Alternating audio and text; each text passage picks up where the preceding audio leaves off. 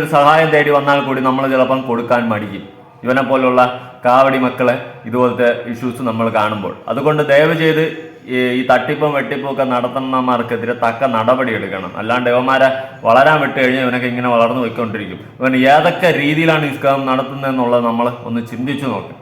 വഴിയെ പോകുന്നു, അയ്യോ എൻ്റെ വണ്ടി കേടായി, കെണ്ടി കേടായി എന്ന് പറഞ്ഞും കൊണ്ട് അങ്ങ് ഇറങ്ങി തിരിച്ച് ഇതുപോലെ ഓരോരുത്തരെ കൺവീൻസ് ചെയ്തിട്ട് പൈസയും തട്ടിച്ചിട്ട് ഇവൻ വേറെ അവൻ്റെ ഭാര്യയുടെ നമ്പറും കൊടുത്തിട്ട്, ഇവൻ്റെ ഭാര്യയായിട്ട് വേറെ പിരിഞ്ഞിട്ട് വർഷങ്ങളായി, അവരുടെ നമ്പറും കൊടുത്തിട്ട് ഇവൻ മുങ്ങും.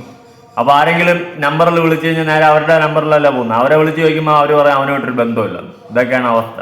സത്യം പറഞ്ഞാൽ അവൻ്റെ ഭാര്യയുടെ വീട്ടിലും കൂടി അന്വേഷണം പോകണമെന്നേ പറയത്തുള്ളൂ. ഇവർ രണ്ടുപേരും ചേർന്ന് നടത്തുന്ന പരിപാടിയാണോ നമുക്കറിയത്തില്ല.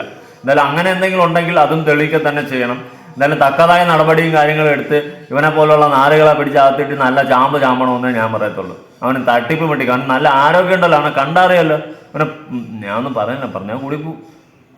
അപ്പോൾ നിങ്ങളുടെ അഭിപ്രായങ്ങളും കാര്യങ്ങളും ഉറപ്പായിട്ട് താഴെ കമന്റ് ചെയ്യുക. ഇതുപോലെ ഏതെങ്കിലും തട്ടിപ്പിലും വെട്ടിപ്പിലും ഒക്കെ നിങ്ങൾ ഇരയാവുന്നുണ്ടെങ്കിൽ സൂക്ഷിക്കുക എന്നേ എനിക്ക് പറയാനുള്ളൂ. നിയമപരമായി നേരിടുക. പുതിയൊരു വീഡിയോ ആയിട്ടാണ്. ബൈ.